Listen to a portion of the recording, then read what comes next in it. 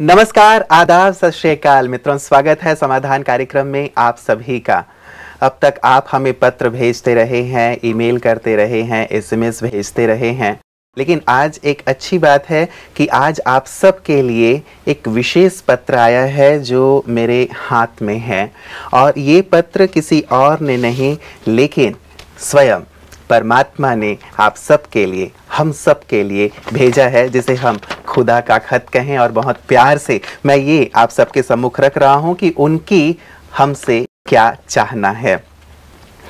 उन्होंने लिखा है कि मेरे प्यारे बच्चे, आज सवेरे जब तुम निद्रा से उठे तब एक आशा लिए मैं तुम्हारी ओर देख रहा था कि तुम जरूर मुझसे कुछ बात करोगे, चाहे केवल थोड़े ही शब्दों में क्यों ना हो, मगर तुम मुझसे अवश्य ही कुछ बात करोगे। तुम मेरा अभिप्राय जानना चाहोगे या फिर कल अपने जीवन में जो भी शुभ घटनाएं घटी उसके लिए मुझे धन्यवाद देना चाहोगे। किंतु मैंने देखा कि तुम बहुत व्यस्त थे। कार्यस्थल पर पहुंचने की जल्दी में तुम अपने प्रातः कार्यों को निपटाने में लगे हुए थे और मैं बराबर तुम्हारी ओर देख रहा था। मैंने देखा कि तुम बहुत व्यस्त थे और बहुत आनंद फानन में तुमने अपने कार्य क्षेत्र में जाने की तैयारी की। मुझे लगा कि शायद तुम थोड़े निश्चिंत होकर, फ्री होकर मुझे याद करोगे, लेकिन तुमने ऐसा नहीं किया। भोजन के पूर्व जब तुम अपने आसपास नज़र दौड़ा रहे थे तब मुझे लगा कि शायद तुम मुझे देख रहे हो, तुम मुझे याद कर रहे हो, लेकिन तुमने अपने एक मित्र के आते ही उसके साथ बातें करनी शुरू कर दी और उसके साथ बैठ करके तुमने भोजन किया और मैं किनारे खड़ा प्रतीक्षा ही करता रहा कि तुम मुझे भी भोजन करते हुए शायद याद करोगे। जब कार्यस्थल से वापस तुम अपने घर पहुंचे तब मैंने ये आश रखी थी कि शायद अब तो तुम निश्चिंत होकर मुझे याद करोगे, लेकिन तुमने टीवी चालू कर ली और उसके सामने बैठ गए। मैं सब्रपूर्वक इंतज़ार करता रहा इस आशा से कि शायद अब तुम मुझे याद करोगे, लेकिन रात्रि भोजन लेकर गपशप करते हुए तुम अपने बिस्तर में पहुंच गए। अब मुझे लगा कि शायद अंत में तो तुम मुझे याद करोगे ही, लेकिन तुम बिस्तर पर जाते ही निद्राधीन हो गए और मैं प्रतीक्षा करता रहा। शायद तुम्हें ये एहसास नहीं होगा कि मैं हमेशा तुम्हारे आसपास ही रहता हूँ। मेरे पास तुम्हें देने के लिए बहुत कुछ है। मैं तुम्हें बहुत कुछ देना चाहता हूँ। मैं तुमसे बहुत अधिक प्यार करता हूँ। चलो, फिर से तुम सोकर उठ रहे हो और मैं फिर एक बार तुम्हारी प्रतीक्षा कर रहा हूँ, दिल में तुम्हारे लिए बेहद प्यार लेकर, इसी आश में कि आज तो तुम अवश्य मुझे याद करोगे। तुम्हारा परम पिता। कितने भावपूर्ण शब्दों में परमात्मा पिता ने हमें ये पत्र भेजा है और ये उम्मीद रखी है, ये आश रखी है कि मैं हमेशा तुम्हारे आसपास रहता हूँ, तुम्हें बहुत कुछ देना चाहता हूँ, लेकिन तुम शायद बहुत व्यस्त हो। इस पर हम सबको ज़रूर विचार करना है। आइए इसी सुंदर बात के साथ आज की इस कड़ी की शुरुआत करते हैं और अभिनंदन करते हैं भ्राता जी का। भ्राता जी, बहुत बहुत स्वागत है आपका। थैंक्स। परमात्मा का ये पत्र पढ़कर ऐसा लग रहा है कि जैसे सचमुच हम बहुत कुछ मिस कर रहे हैं। अपने कारोबार में इतने व्यस्त हो गए हैं कि उसकी ओर देखने का हमारे पास वक्त नहीं है और वो लगातार हमारी ओर देखे जा रहे हैं कि हमें सब कुछ दे दें। मुझे भी बहुत आनंद आया पत्र पढ़कर, सुनकर। मैं सोचता हूँ हर व्यक्ति को ये पत्र 2 बार रोज पढ़ लेना चाहिए। वैसे भी किसी प्रियजन का पत्र आए तो मनुष्य उसे आंखों पे लगाता है, चूमता है जी, कई बार पढ़ता है। भगवान तो हमें सबसे ज़्यादा प्यार करता है और हम भी उसे युगों से प्यार करते आए, तो क्यों ना उसके इस पत्र को 2 बार रोज पढ़ लिया जाए और हम महसूस करें कि सचमुच उसके मन में हमारे लिए कितना प्यार है, कितनी भावनाएं हैं, वो हमें क्या क्या देना चाहता है। और इससे हमें याद रहेगा कि हमें उससे भी अपना कनेक्शन रखना है, क्योंकि वो हमें सब कुछ देने के लिए हमारे चारों ओर रहता है। ऊपर से हमें बार बार देखता है, कभी ये मेरे से कनेक्शन जोड़ें और मैं इन्हें शक्तियाँ दे दूँ। ये समस्याओं में उलझ गए हैं, ये मुझसे टूट गए हैं, कभी ये मुझसे कनेक्शन जोड़े, मेरी ओर देखें तो मैं इन्हें समस्याओं का समाधान दे दूं। तो वास्तव में हम बहुत फ़ायदा उठा सकते हैं इस संगम युग पर अपने परम पिता का। वो हमारा होकर आया है, आज तक हम उसे भगवान कहते थे, अब वो हमारा है, हमारा परम पिता है। केवल पिता ही नहीं, हमें सब कुछ देने आ गया है। पिता तो आज भी दुनिया में बहुत हैं जी, लेकिन ऐसा परम पिता जिसकी हमें तलाश थी, और जब वो हमारे पास आया तो आते ही उसने कहा, बच्चे मेरा सब कुछ तुम्हारा है, लेकिन लेना तुम्हें अधिकार से है, मुझसे कनेक्शन जोड़कर है। तो हम अपने कार्यों में इतने व्यस्त न हो जाएं। ये पत्र हमें रोज याद दिलाएगा कि हम उसे भूल जाएं जिसने हमें ये जीवन दिया है, हम उसको विस्मृत कर दें जो हमें वरदान देना चाहता है। तो हर कर्म से पहले हम जरा उसकी ओर देख लिया करें।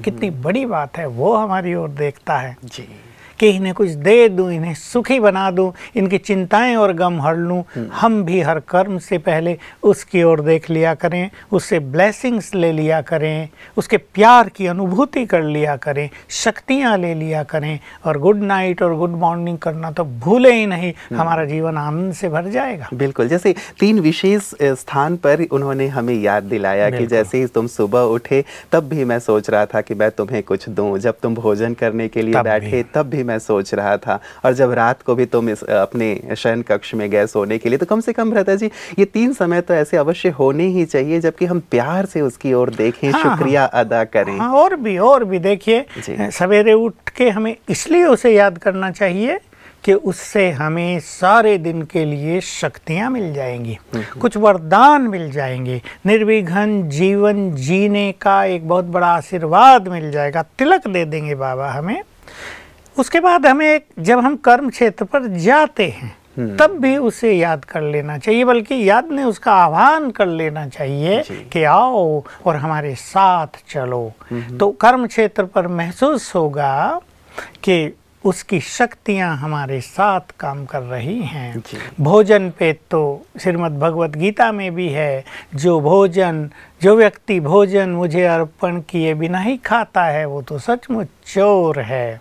तो हम भगवान को अर्पित भी कराएं भोजन, उसकी शक्तियाँ और गुड वाइब्रेशंस भी भोजन में भरवा लें, ताकि वो भोजन हमारे लिए क्या कहें, अमृत, वरदान, बहुत बड़ी औषधि, शरीर को निरोग करने वाला, मन के विचारों को शुद्ध करने वाला बन जाएगा। फिर जब हम कर्म क्षेत्र से लौटें तब भी हमें उसको याद करना आवश्यक है, ताकि कर्म क्षेत्र का जो भी बोझ है हम उसको अर्पित कर दें कि अब ये तुम्हारा, और फिर जीवन को एंजॉय करें और रात को गुड नाइट करें, अगले दिन के लिए उससे कुछ प्रतिज्ञा करें, प्यार से बातें करें, और जिसको राजयोग अच्छा आता है वो तो उसको बुला लें, माँ के रूप में बुला लें, उसकी गोद में सोएं, तो नींद भी सतो प्रधान होगी। और आजकल जो बहुत बड़ी समस्या हो गई है अनिद्रा की, वो भी समाप्त हो जाएगी, स्वप्न भी बहुत अच्छे आएंगे। डिवाइन आएंगे। लगातार हम चर्चा कर ही रहे हैं भ्राता जी कई दिनों से कि अनिद्रा के रोगी बढ़ते चले जा रहे हैं, नींद में भी लोगों को परेशानी और स्वप्न भी उल्टे सीधे आ रहे हैं, तो बहुत ज़्यादा इससे परेशान हो रहे हैं। शायद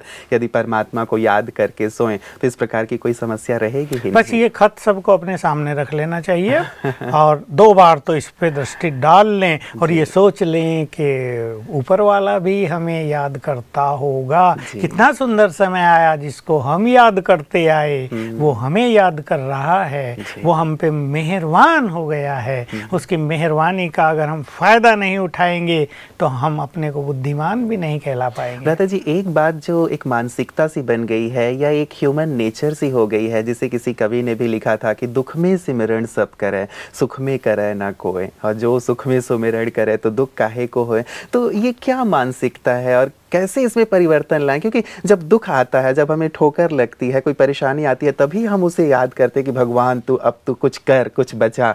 और जब हम सुख में रहते हैं, एंजॉय करते रहते हैं, पार्टीज करते रहते हैं, तब हम उसे इनवाइट करना भी भूल जाते हैं कि प्रभु आप भी आओ और इसमें शरीक हो। कैसे बदलें इस मानसिकता को? देखिए, इसका कारण एक हो गया कि हम अपने को भूल के बॉडी कॉन्शियसनेस में आ गए। जब हम देह भान में ज़्यादा आते जाते हैं तो ये भौतिकता है ना, भौतिकता की ओर हमारा लगाव झुकाव बढ़ता जाता है। सांसारिक साधन, धन संपदा, परिवार, मकान, दुकान, इसमें हम बिल्कुल लिप्त हो जाते हैं।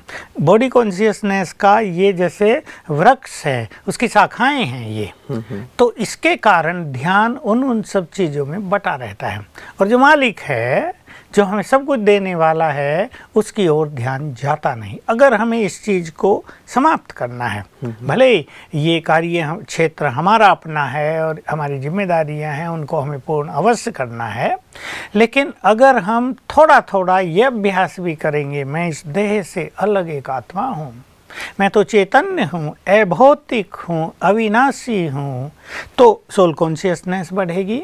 हम चिंतन अवश्य किया करें 1-2 बार, मैं तो पीसफुल हूँ, मैं तो लवफुल हूँ, मैं तो ज्ञान स्वरूप हूँ, परम पवित्र हूँ मैं आत्मा। इससे स्पिरिचुअलिटी बढ़ेगी, सोल कॉन्शियसनेस बढ़ेगी, और इस सोल कॉन्शियसनेस से ही गॉड कॉन्शियसनेस बढ़ती है, उसकी स्मृति रहती है, उससे हमारा प्यार रहता है। तो अगर हम उठते ही 15-20 मिनट भी, आधा घंटा इस अभ्यास में दे दें, तो सारा दिन हमारा बहुत लाइटली भी बीतेगा, हम अपनी दिनचर्या को एंजॉय भी करेंगे। और ये जो शाखाओं में हम अटके रहते हैं, जिसके कारण शाखाओं का इफेक्ट फिर मन पर आता रहता है, जो जीवन को सुखी बनने नहीं दे रहा है, उससे भी हम मुक्त रहेंगे और बहुत अच्छा अनुभव रहेगा। कहीं ये एक मानसिकता जो आजकल बढ़ गई है भ्राता जी, स्पेशली मेट्रोज में, कि यही जीवन सब कुछ है, खाओ पियो मौज करो, जो चीज़ दिखाई नहीं दे रही है उस चीज़ के लिए हम क्यों सोचें विचारें। परमात्मा भी चूंकि दिखाई नहीं देते हैं, तो उनके बारे में भी लोग कम से कम सोचते हैं, और सोचते हैं कि इसी जीवन का भरपूर आनंद ले लिया जाए। इस मानसिकता के बारे में क्या कहेंगे, कहाँ तक सच है और कहाँ तक ये तो ठीक है कि जो दिखाई नहीं देता उसको क्या सोचना, क्या याद करना, लेकिन जब समस्याएं दिखाई देती हैं तब वो भी तो दिखाई नहीं देती ना। जब दुख दिखाई देते हैं, जब शरीर रोगों का घर बन जाता है, जब धन संपदा बिल्कुल बेकार नजर आने लगती है, जब अपने पराये हो जाते हैं, तब तो वो न दिखाई देने वाला दिखाई अवश्य देता है। तो वास्तव में अगर मनुष्य पहले से ही थोड़ी सी अपनी प्रिपरेशन रखे, दुख में तो स्मरण करते ही हैं, लेकिन वो स्मरण नहीं है, वो तो पुकारना होता है। योग अभ्यास तो बहुत प्यार का विषय है, परमात्म प्यार में मग्न होने की ये स्थिति है। इसमें अगर हम रहेंगे तो ये दुख के दिन आएंगे ही नहीं। जैसे कबीर ने कह दिया कि अगर सुख में सुमरन करें, अपना नाता हम उससे जोड़ें, तो हमारे अंदर इतनी शक्तियाँ आएंगी कि हम दुखों को वैसे ही समाप्त कर पाएंगे। तो हमें वास्तव में ये नहीं सोचना चाहिए कि हम इस भौतिकता को एंजॉय करें। ठीक है, भौतिकता भी एंजॉयमेंट के लिए है। स्पिरिचुअलिटी ये नहीं कहती कि तुम भौतिकता को एंजॉय न करो, तुम अच्छी कार न रखो, तुम फ्लाइट में न जाओ, तुम अच्छा भोजन न करो, तुम्हारा मकान रहने सहने की व्यवस्था सुंदर न हो, वो अति सुंदर हो। स्पिरिचुअलिटी इसमें मना नहीं करती, लेकिन वो मना करती है कि इसमें लिप्त न हो जाओ, ये तुम्हें विकारों की ओर प्रवृत्त न कर दें, ये तुम्हारी मानसिक शांति को नष्ट न कर दें, ये तुम्हारी आंतरिक शक्तियों को बिल्कुल समाप्त न कर बैठें। थोड़ा अपने अंदर को भी टटोलो, क्योंकि यही तो जीवन नहीं है ना, हर व्यक्ति को कर्म क्षेत्र पर रहना होता है। आज कोई कह रहा था, बहुत एक धनवान व्यक्ति से बात हो रही थी, आप ही बोल रहे थे कि भाई जब हमारे पास धन कम था हम बड़े सुखी थे, बड़े मजे से सोते थे, बिजनेस बढ़े, धंधे बढ़े, खूब धन हमारे पास आ गया, हमारा तो सुख ही चला गया। उन्हें अपने मुख से बोला, जो जितना धनवान उतना ही दुखी, उसको नींद ही नहीं आती। मैंने कहा नहीं, ऐसा तो नहीं है, सब तो ऐसा नहीं है, ये तो अपनी अपनी सोचने की एक विधि है, तरीका है कि धन में इतना इन्वॉल्वमेंट हो जाए, काम धंधों में इतने हम रत हो जाएं। तो मैं यही कहूँगा कि केवल साधनों में ही तो मनुष्य पूरा दिन, पूरा जीवन, पूरा माह, साल नहीं बिताता है ना। उसको कर्म क्षेत्र पर भी जाना है, उसको कहीं ना कहीं लोगों के संपर्क संबंध में भी आना होता है। तो वहाँ केवल धन तो काम नहीं करेगा ना, वहाँ उनका अच्छा व्यवहार, वहाँ उनका कॉन्फिडेंस, वहाँ उनको दूसरों को सुख देने की भावना, प्यार बांटने की एक वृत्ति ये काम करेगी ना। तो मुझे आज एक बहुत अच्छी और भी बात मिली, मैं सुनाऊंगा। बहुत अच्छा, जो हमारे बिजनेसमैन को, ये बात एक बिजनेसमैन से हो रही थी जो विदेश से आया था, इंडियन। उसने मुझे बताया कि कैसे अब मैंने ज्ञान लेते ही अपने जीवन को टर्न कर दिया और कैसे मैं बहुत सुखी रहने लगा हूँ। लेकिन मुझे उसकी बात ये सुन के क्या कहूँ, आनंद भी आया और मैं सोचने भी लगा कि जितना धन बढ़ता है हमारी नींद खत्म होती है। शायद धन का यदि सही उपयोग ना किया जाए, उसका गलत उपयोग हो या गलत तरीके से हम धन बढ़ाना चाहते हो, जैसे कई बार हमारी चर्चा हुई है कि यदि हम गरीबों का खून चूस रहे हो तो फिर नींद कैसे आएगी। तो शायद इस बात को थोड़ा समझने की ज़रूरत है। तो भ्राता जी, विशेष करके एक बात और मैं इस संदर्भ में जानना चाहूँगा, फिर हम आगे बढ़ेंगे, कि भगवान की याद बिल्कुल सहज और सरल कैसे हो जाए। जैसे परमात्मा की आश है कि तुम मुझे याद करो, लेकिन भाग दौड़ भरी जिंदगी ऐसी हो गई है कि लगातार काम का बोझ, ये करना, तो शायद इस भाग दौड़ में ये जो परमात्मा पिता की स्मृति होनी चाहिए वो नहीं रह पाती। सहज कैसे? हाँ, ये छोटी सी एक बात मैं उदाहरण के तौर पर दूंगा।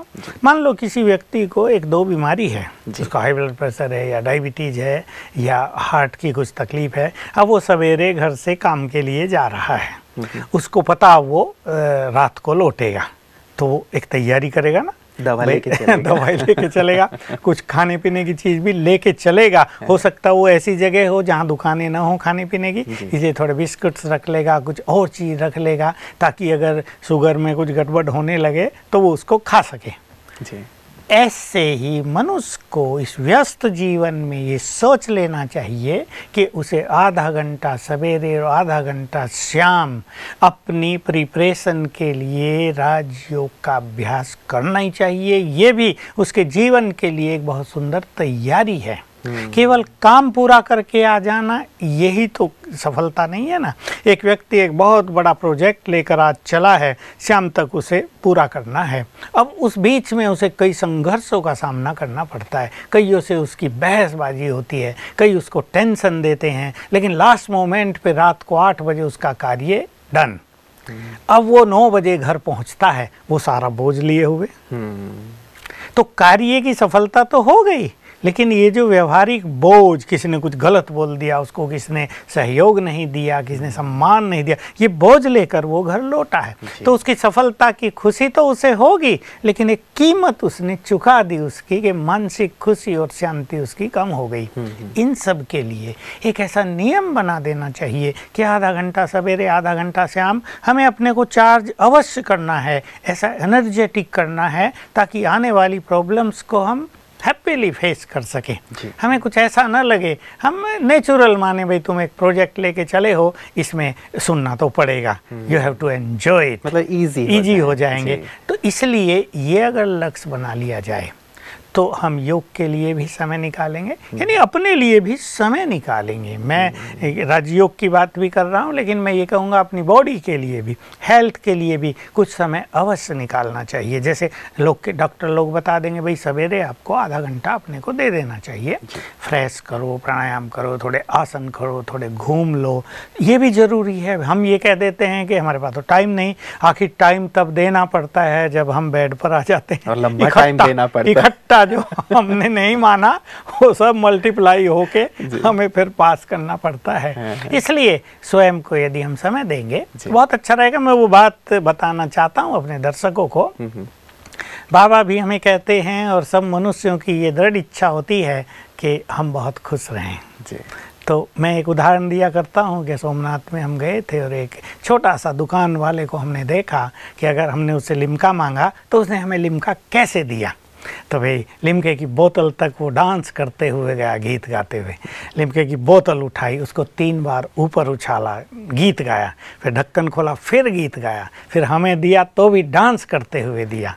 तो बहुत खुश रहता था। तो हमने टीवी पे ये बात बताई थी, तो इस व्यापारी ने सीख लिया। इसको बहुत बड़ा स्टोर है विदेश में, अमेरिका के किसी सिटी में।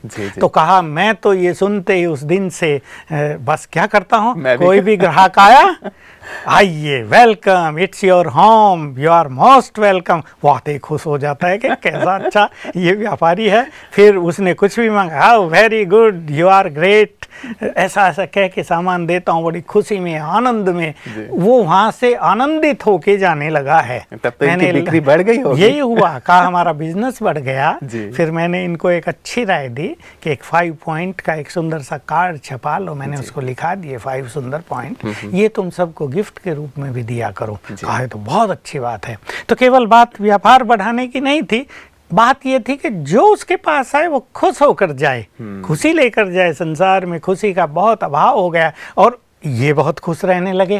तो कहा कोई टेंशन हमें नहीं रहती। शाम को जब हम घर लौटते हैं हमें ऐसा लगता है बहुत सुंदर फंक्शन करके, पिकनिक करके, एंजॉयमेंट लेकर हम घर वापस आए हैं। बिल्कुल, ये तो बहुत अच्छी बात है भ्राता जी। जितने भी व्यापारी हैं यदि इस तरीके को अख्तियार कर लेते हैं तो निश्चित रूप से दिन दुनी रात चौगनी उनकी उन्नति भी होगी और एक जो व्यापार का बोझ रहता है, तनाव रहता है, वो शायद दूर हो जाएगा और बहुत सारी बीमारियों से भी वो मुक्त हो जाएंगे। भ्राता जी, एक मेल इससे रिलेटेड हमारे पास आया है, मैं मेल की ओर लिए चलता हूं। ये हैं लक्ष्मण चौहान जी, कहते हैं कि कार्य करते हुए मेरा चित्त एकाग्र नहीं होता, एक कार्य हाथ में होता है, चिंता दूसरे की लगी रहती है, सफलता तो जैसे जीवन से गायब सी ही हो गई है, ऐसे में मुझे क्या करना चाहिए? ये क्वेश्चंस मेरे पास फोन से भी बहुत आने लगे हैं।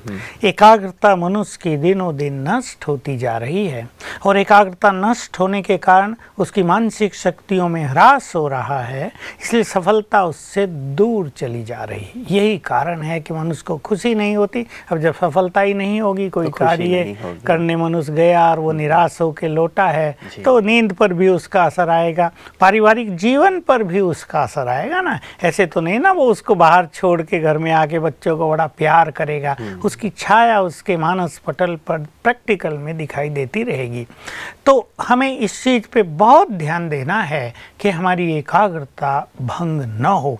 हालांकि ये एक बहुत बड़ा सब्जेक्ट है और हम इस पर बार बार चर्चा करते ही आते हैं, लेकिन आज मैं इस पे इतनी बात कहूँगा कि हर मनुष्य को सवेरे से ही एक तो ये चेक कर लेना चाहिए कि मेरा मन किस दिशा में ज़्यादा भटकता है, और इस मन को भटकन से रोकने के लिए एक मोस्ट इम्पोर्टेंट चीज़ जो है कि सवेरे हम अपने मन में सुंदर थॉट्स क्रिएट किया करें। ये बात सभी बहुत अच्छी तरह जान लें, हमारे मन में बहुत बड़ी क्रिएटिव एनर्जी है, हम उसको यूज नहीं करते तो वो क्रिएटिव एनर्जी निगेटिव क्रिएट करने में यूज होने लगती है। हम अपनी क्रिएटिव एनर्जी को पहचानें और सुंदर संकल्प सवेरे से ही हम क्रिएट किया करें। बिल्कुल एक कॉमन थॉट्स हम अच्छे अच्छे क्रिएट करें। भोजन पर हम बैठे हैं तो हम सुबह, जैसे भ्राता जी आपने कहा, तो ये सुबह जैसे कौन से अच्छे थॉट्स हो सकते हैं? जैसे आपने 5 थॉट्स अभी जैसे कहा बिजनेसमैन को आपने दिए थे, वैसे वो सुंदर थॉट्स हमें भी बता दें। उठते ही बहुत अच्छे थॉट्स करें, वाह व्हाट ए ब्यूटीफुल लाइफ, कितना सुंदर है प्रकृति, कितनी सुंदर है प्रभु, तुमने कितना सुंदर संसार बनाया है, वाह हम तो धन्य हो गए, हमारा जीवन तो बहुत सुंदर हो गया, अब तुम हमें मिल गए हो, वाह हमारा भाग्य, मैं तो बहुत भाग्यवान आत्मा हूँ, आपने मुझे ब्लेसिंग दे दी है, वरदान दे दिया है सफलता का, निर्विघ्न जीवन का। आज तो मैं सारा दिन निर्विघ्न रहूँगी, निर्विघ्न रहूँगा, सफलता तो मेरे आगे पीछे चलेगी। ऐसे संकल्प उठते ही कर देनी चाहिए। इसलिए हमारे यहाँ रोज सवेरे ईश्वरीय महावाक्य सुनने का विधान है, और जो लोग ईश्वरीय महावाक्य सुनते हैं उन्हें रोज अनुभव होता है कि उन्हें अच्छे थॉट्स मिल जाते हैं। तो इसमें यह है कि जो थॉट्स हमें परेशान कर रहे थे, जिन थॉट्स ने हमारे मन पे अपना अधिकार कर लिया था, अब हम इन नए थॉट्स के द्वारा अपने मन पे पुनः अपना अधिकार करें, तो इससे सारा दिन बहुत मदद मिलेगी। और अगर कोई बहुत अच्छा पुरुषार्थ करना चाहता है तो उसे सारे दिन में जो ईश्वरीय महावाक्य सुने उनमें से कोई 2 महावाक्य दिन में 2-3 बार अवश्य याद कर लेना चाहिए। तो एक ये चेक करें कि मन किस दिशा में भटकता है, दूसरा सवेरे बहुत अच्छे थॉट्स क्रिएट करें, और तीसरी चीज़ जो इन्हें करनी होगी कि बीच बीच में हर घंटे में एक बार, मैं कहूँगा इनको मिनिमम टाइम फॉर 10 सेकेंड्स, ये अभ्यास जरूर करें, मैं एक आत्मा हूँ, इस देह से अलग हूँ, मैं भगवान का बच्चा हूँ, महान आत्मा हूँ। ऐसी फीलिंग ये देंगे तो संकल्पों का प्रवाह ठीक होगा, मन एकाग्र होगा तो इनको सफलता अवश्य प्राप्त होगी। बिल्कुल, इन सुंदर विधियों का प्रयोग सभी लोग कर सकते हैं भ्राता जी, क्योंकि जैसा आपने कहा कि शायद ज़्यादातर लोगों की समस्या यही है कि अपने कार्य क्षेत्र पे एकाग्र नहीं हो पा रहे हैं। इन सुंदर युक्तियों के लिए भ्राता जी आपका बहुत बहुत शुक्रिया। मित्रों, बहुत सुंदर चर्चा से हमने शुरुआत की थी। खुदा का खत आज हमारे पास आया था, जिसे हमने पढ़कर सचमुच हम सबको चिंतन करना चाहिए कि हम कैसे उनकी याद में रहें और साथ ही वो जो हमें देना चाहते हैं उसका भी हम लाभ प्राप्त करें। जैसे एक पिता अपने बच्चे को हमेशा खुश देखना चाहते हैं, उन्हें शांत देखना चाहते हैं, सफलता अर्जित करता हुआ देखना चाहते हैं, वैसे ही हमारे परमात्मा पिता भी हमें सफलता के मार्ग पर आगे बढ़ता हुआ देखना चाहते हैं, खुशहाली से भरा हुआ हमारा जीवन देखना चाहते हैं। और इसके लिए वो अपनी शांति, अपनी खुशी, अपना प्रेम सब कुछ हमें देना चाहते हैं। आवश्यकता इस बात की है कि हम उनकी ओर देखें। कहा गया है, जिंदगी जब तक रहेगी फुर्सत ना मिलेगी काम से, कुछ तो पल ऐसा निकालो प्यार कर लो भगवान से। तो आज हम ये संकल्प अवश्य लें कि उठते ही अपने कार्य क्षेत्र में जाने से पूर्व, भोजन से पूर्व और साथ ही रात्रि विश्राम से पूर्व हम अवश्य ही उन्हें याद करेंगे, उनका शुक्रिया अदा करेंगे और उनसे शक्ति, शांति और सफलता प्राप्त करेंगे वरदान के रूप में। ये संकल्प हमारे पूरे जीवन को परिवर्तित कर सकता है। आप इस परिवर्तन के पथ पे आगे बढ़ें और परमात्मा से सब कुछ प्राप्त करें। इन्हीं शुभकामनाओं के साथ नमस्कार।